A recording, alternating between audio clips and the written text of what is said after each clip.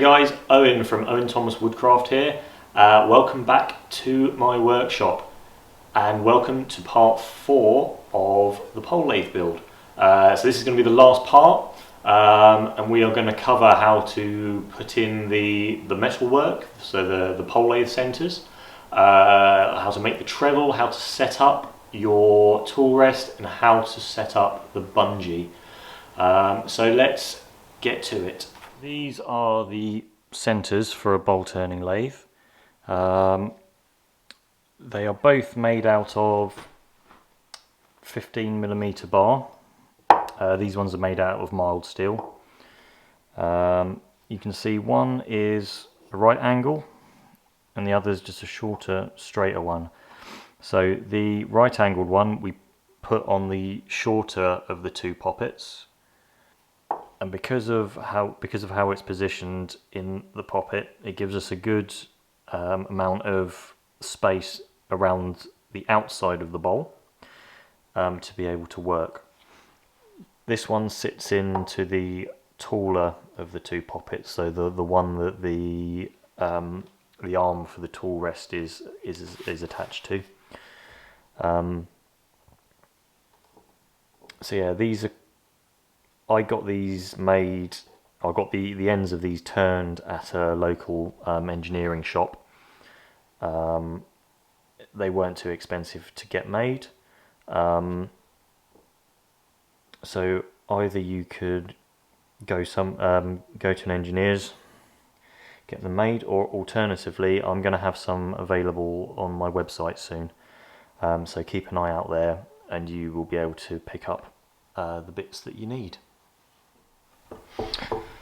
So we're looking down onto the top of the poppets now. We're going to put the right angled lathe centre in first. This is the one that gives you the height of the opposing, just the little straight one. So for this we just want to go dead centre of the top of the poppet. So we've got 75mm, 3 inches. So 1.5 inches in the middle. We've got 8 inches here. So that's where we're going to drill our hole. That's going to sit in like so.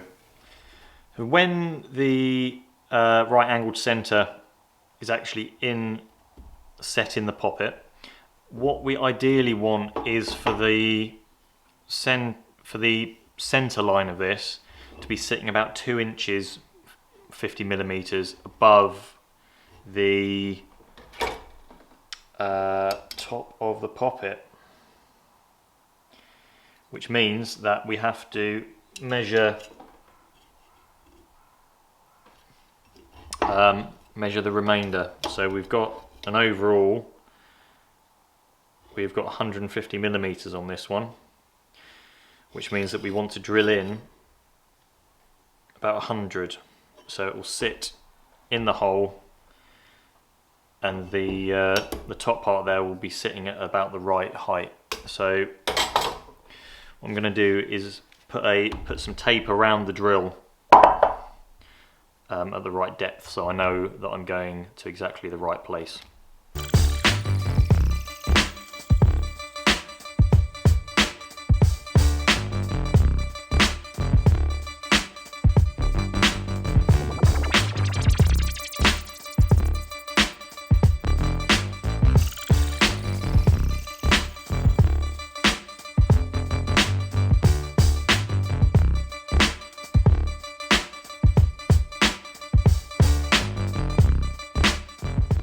Right, so that should give me a good guide as to how far down I need to drill.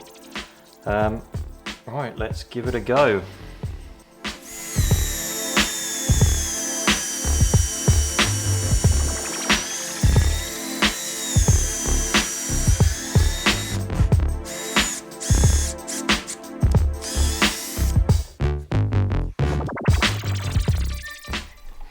Just make sure that's in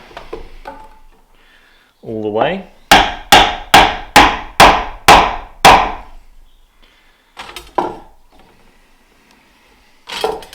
And it's sitting pretty square to the poppet. Nice.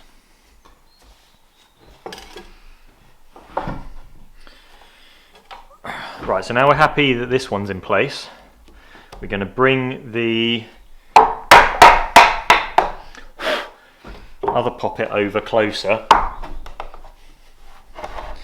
so that we can get the center mark, or at least get the height.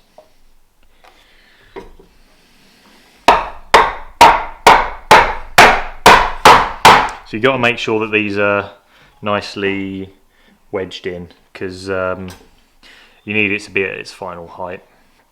It isn't super crucial that the 2 points line up in the end, because it's always going to be a straight line between those 2 points, so there's not going to be any problems turning if they're slightly off center. But it's always a bit nicer if they do line up. So just do your best, really. So you can see that this is touching there now, so I'm just going to give it a little tap, just a gentle one, mind. So that we can locate the point where we're going to drill in to fit the straight center on this side. So when I knock that wedge out, I've now got a little center point here that we're going to use to center the drill bit.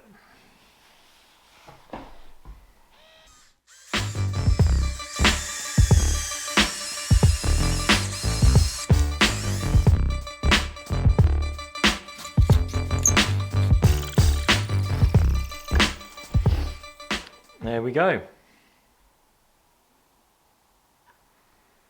Easy as that.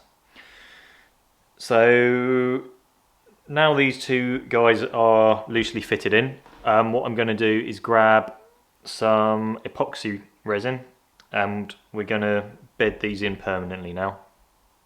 Alright, so I'm just going to mix up a bit of epoxy to fit, or to stick these guys into the holes. You want to get yourself a little stick or something so that you can make sure that the epoxy goes right down into the holes. If you're anything like me, you'll have already lost the funny little tray and the spreader that comes with epoxy. So I've just got a bit of wood and a bit of that.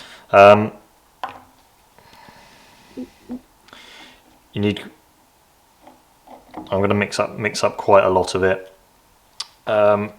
just so I'm not having to go back halfway through trying to glue it up.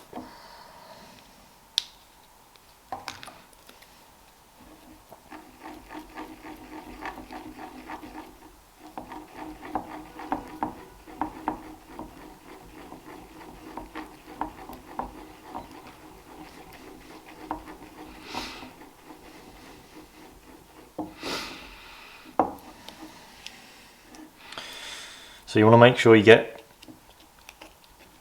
a bit of coverage on the center first.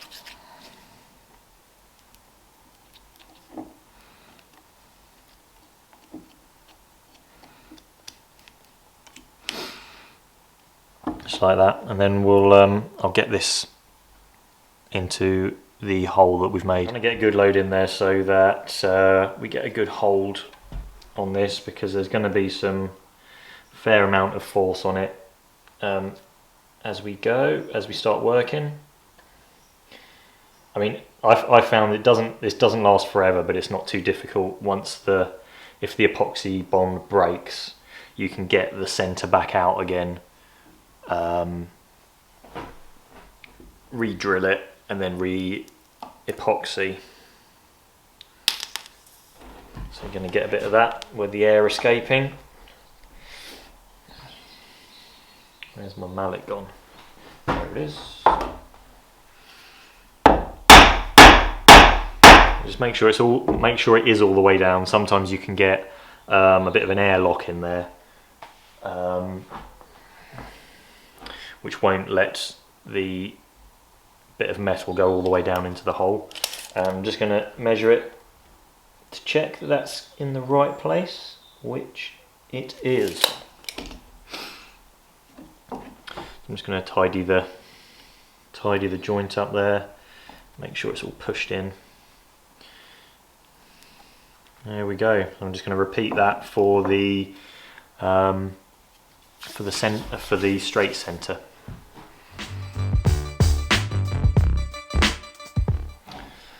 So now we've let the epoxy dry, we can trim a little bit of this top off. I mean, it's not super important that you do that, but you don't really need to have quite so much material there.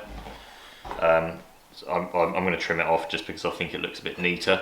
You don't want to cut it really close. I'm going to leave maybe 2.5 inches above the center there. What's that in real money? That is 60 millimeters, 6 centimeters. Yeah, I just think it makes the whole thing look a bit tidier. You don't really need that bit at the top, but really we're just getting into aesthetics now on that. It's not going to harm it if you just leave it there. Yeah, so I'm going to trim this, then chamfer off the edges just to make sure there's no sharp points on it, and then we are ready to fit the tool rest across here.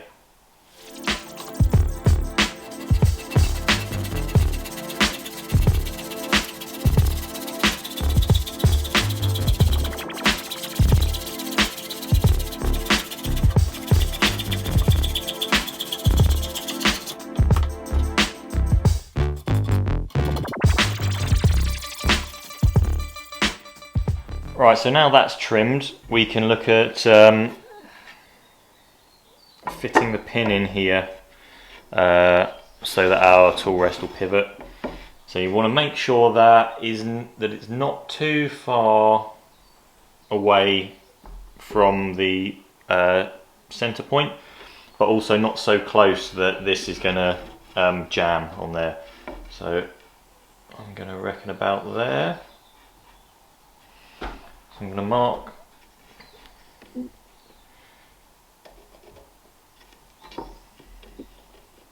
my position for the hole through the actual tool rest, and then I'm going to transfer that down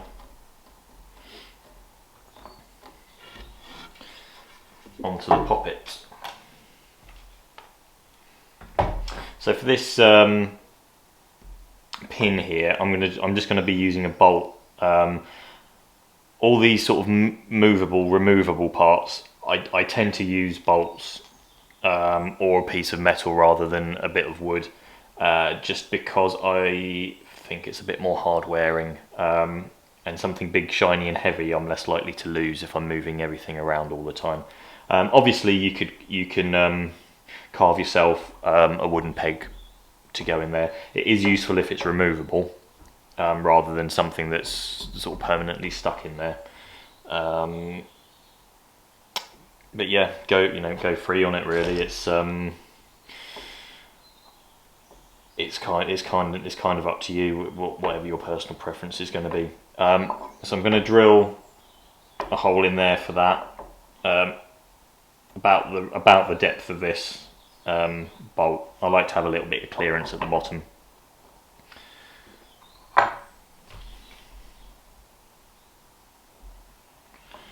So we're just going to drill straight down.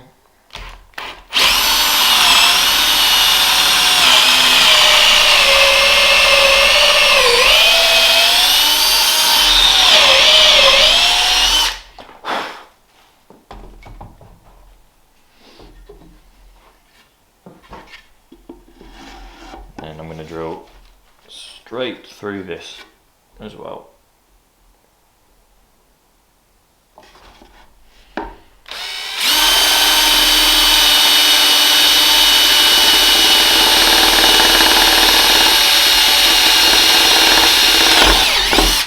Okay.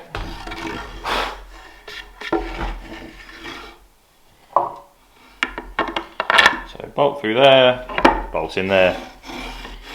Lovely job. Another useful thing to do at this point is to put some little holes in along this part of the tool rest, so that you can position your this part of the tool rest at specific points. It's quite useful to have a stop there so that nothing's moving around too much while you're working. So what I'm going to do is mark holes at about an inch interval, 25 millimeters, about inch intervals along here, and we'll make a little wooden peg to put in there, so that there's a stop for the rest, so it doesn't creep forward while you're turning.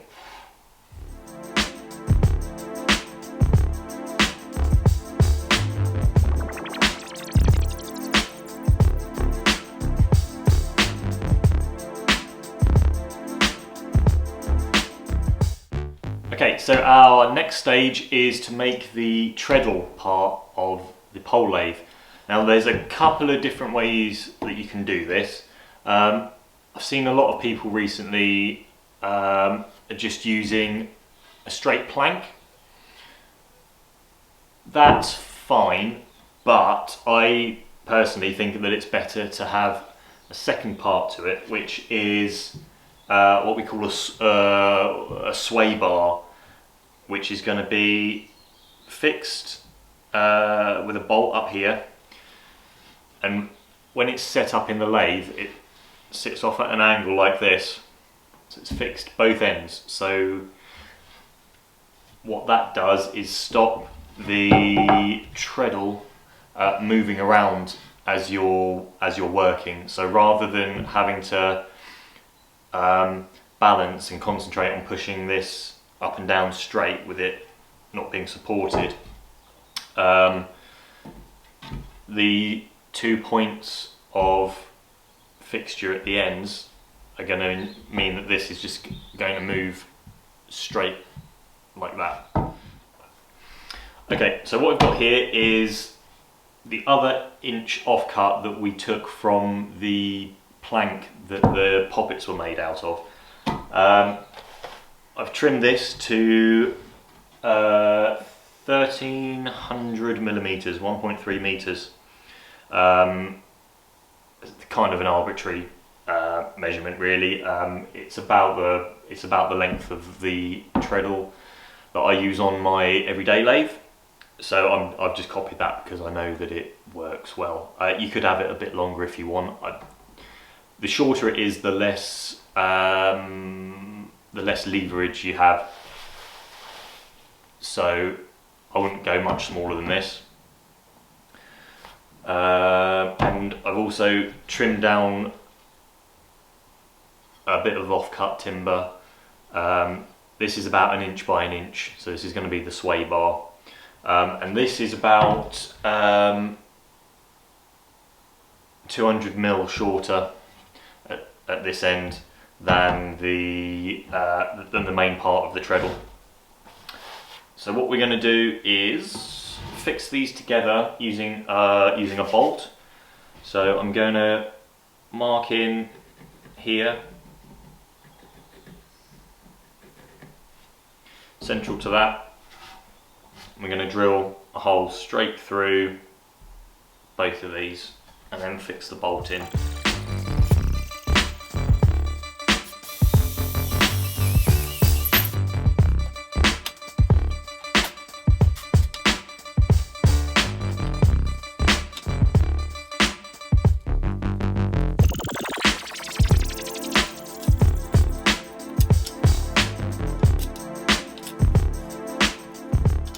Once this is all fitted together, we want to have another hole up the top here, about 1.5 inches in.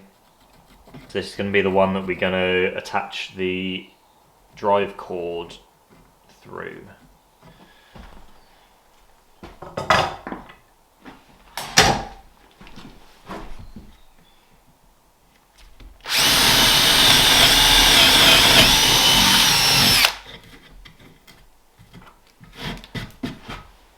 Then we're going to spin it round.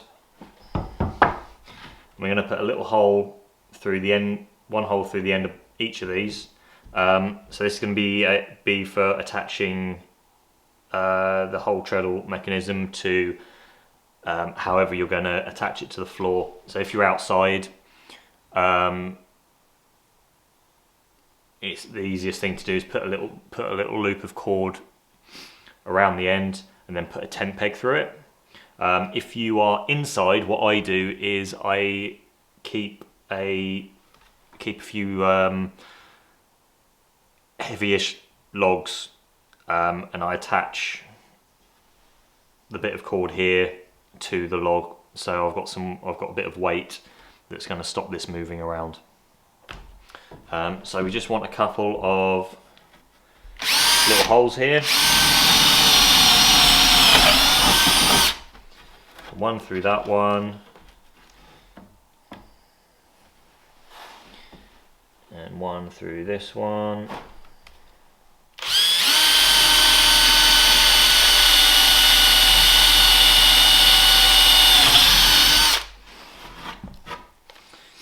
So we can loop a little bit of cord through there now, and however we're going to pin the ends of these down, you'll be able to do that now. Right, we're on the home stretch now, guys. So the last bit we need to really do, the last bit of woodwork at least anyway, is to fit some little pins through the uprights for the bungees that we made, so that the bungee is going to stay at the top of those uprights. So I've taken them off the lathe, and I've put some marks about 2 inches down from the top. I'm going to drill a 15mm hole straight through these, and then I'm going to shape a peg about 6 inches long that I'm just going to knock through all the way, so there's a bit sticking out either side. When we loop the bungee around the top, it'll sit on top of those and won't go down. You need to think, when you're deciding what size to do this hole, this peg, that there is going to be some force going down on the top, onto the top of these. So I'm using a 15mm drill. I wouldn't go any smaller than 1/2 inch, but the bigger the better. But obviously you don't need like a big, massive inch long, an inch wide thing here. So between 1/2 inch and 5/8 is probably the way to go. So I'm going to get on drilling these, and then I'll jump on the shave horse and just shape up a couple of little pegs.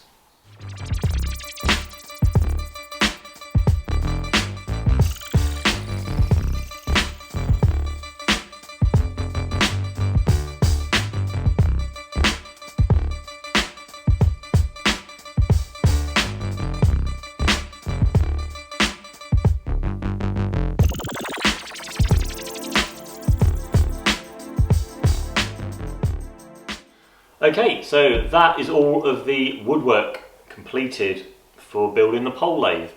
I'm going to talk a little bit about the bungee I use and also the drive cord that I use.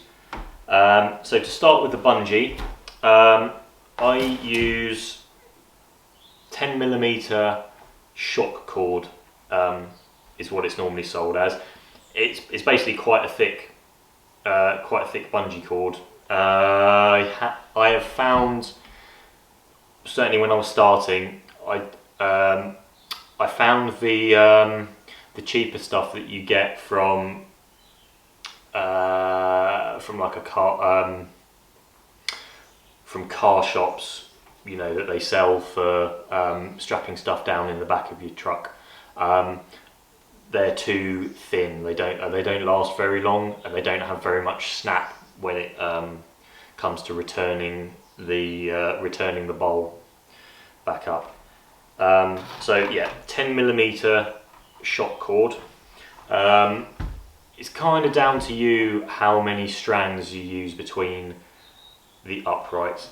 Personally, I use about 4. To me, that is a good trade-off between the amount of power that you have on the return, but also the amount of force that you have to push down with. I know some people just use 2. I do know some people who use 8. It's probably worth just buying a decent amount of this stuff, and then just experimenting to see what suits you best.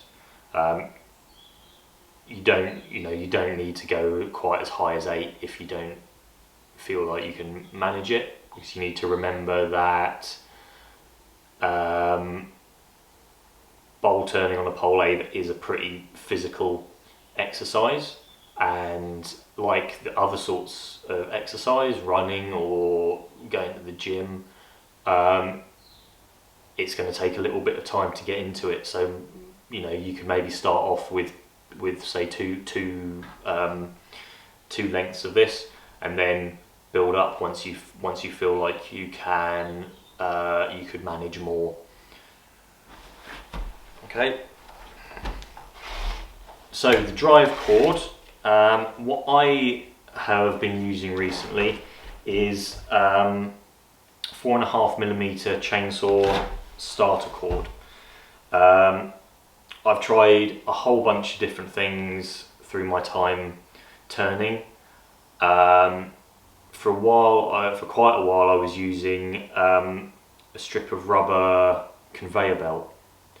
That was really good. Worked for me pretty well, but it's not that easy to get hold of. There have been a few, I can't remember who it was, but there was a couple of green woodworkers who sort of clubbed together and made some strips of this so that people could buy them. But when my conveyor belt broke, I couldn't get hold of any new stuff that easily, so I actually reverted back to what I had started using when I first started pole lathe turning like 8 years ago, which is chainsaw starter cord. It's a lot tougher than regular paracord. Paracord I found wears really quick. It's almost not worth using unless you simply can't find anything else. So yeah, this stuff's pretty decent. It's not very expensive, especially if you buy it on a reel. And it's good and hard wearing, and it'll serve you pretty well. It's both of these things, the bungee and the cord, they're always going to wear out. Always. It's just you can take steps to make it last as long as you can by buying better quality things, as with pretty much everything else in life. Okay, so I'm going to rig up the bungee, and then I'll show you how I set up the drive cord. Okay, so hopefully you can see up the top here, I've got my my bungee strands. To attach the tool,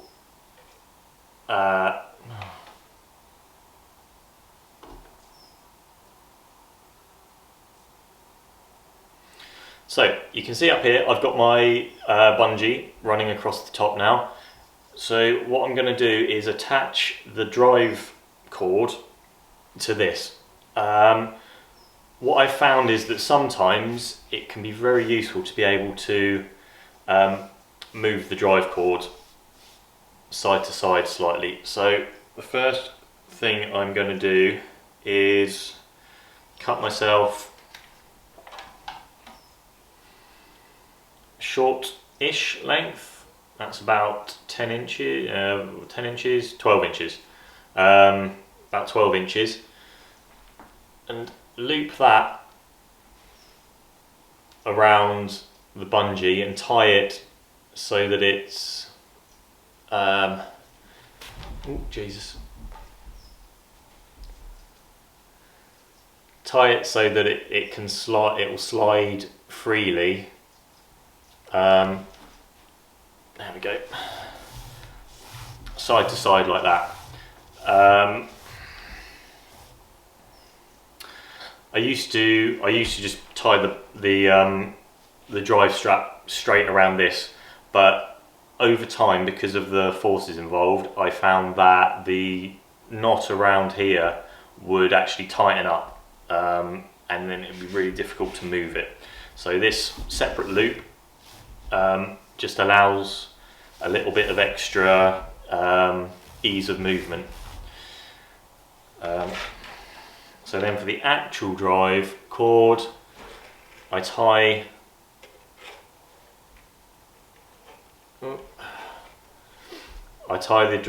tie the drive cord to the loop that I've just put around. So I normally tie a bowline knot, which is a sliding knot like that.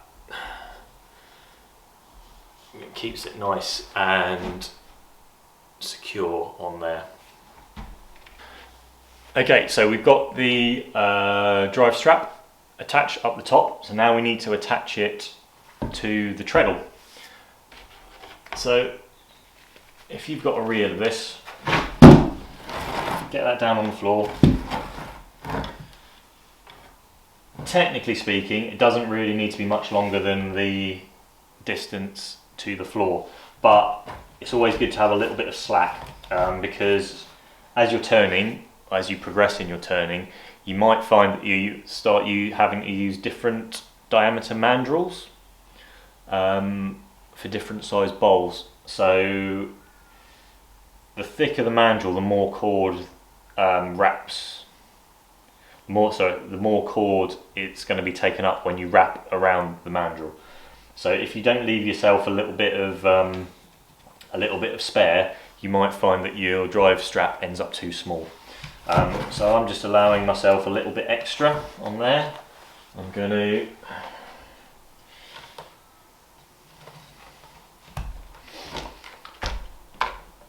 cut that off. Now the drive strap goes through the slot here, and then you want to pass that through your hole at the end of your treadle. So you can tie that off however you want, as long as it's a good knot.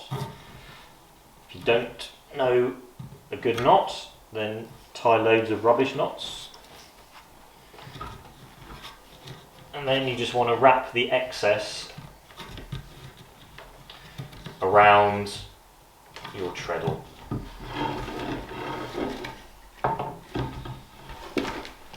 There we go.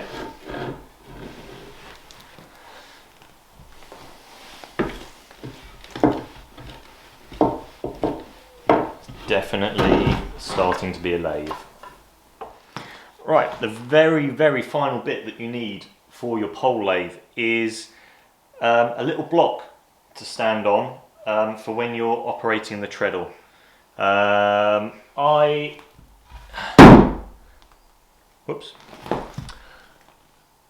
This is my one from my long-term lathe.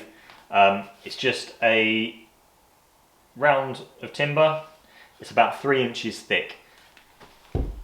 I'll just place that next to where the treadle's set. What that does is allows you to use a lot more of your body weight when you're pushing down than you would be able to if you were just standing dead on the floor. I'll stand with 1 foot on there, 1 foot on the treadle. And can you see it allows my right leg to bend, and I can use my body weight to push down on the treadle a lot easier. That will keep you a lot healthier through your years of turning if you are using the strength of both of your legs and your body weight rather than just relying on the power in your treadle leg, which will, most of you, it will be your left leg.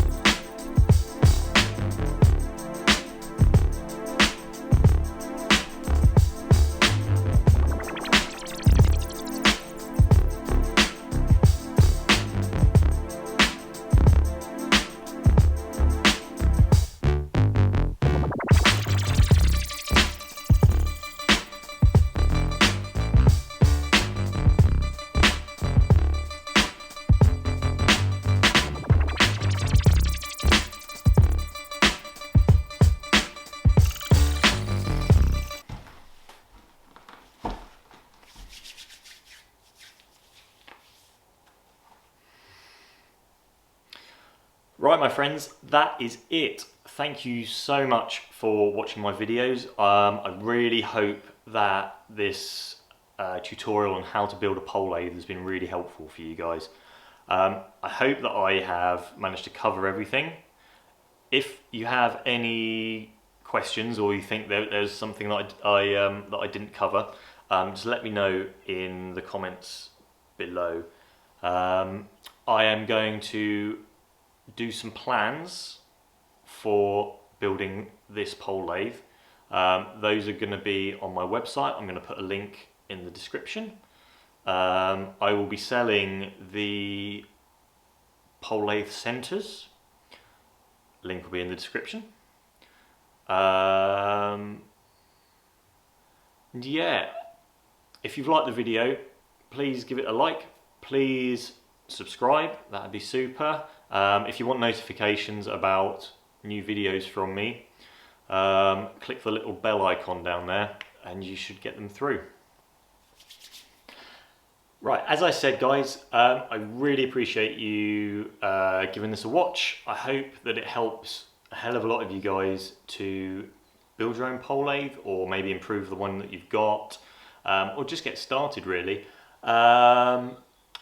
I will be back soon with some more videos. I'm just about to head off to the bowl gathering, where there's a whole heap of really great bowl turners and bowl carvers. So I'm hoping to get a few chats in with those guys. I've got a load of classes to teach, which is why I was so under the gun for getting these finished. Yeah, I hope I will see you guys soon. So stay sharp and stay positive. Today is a blank page.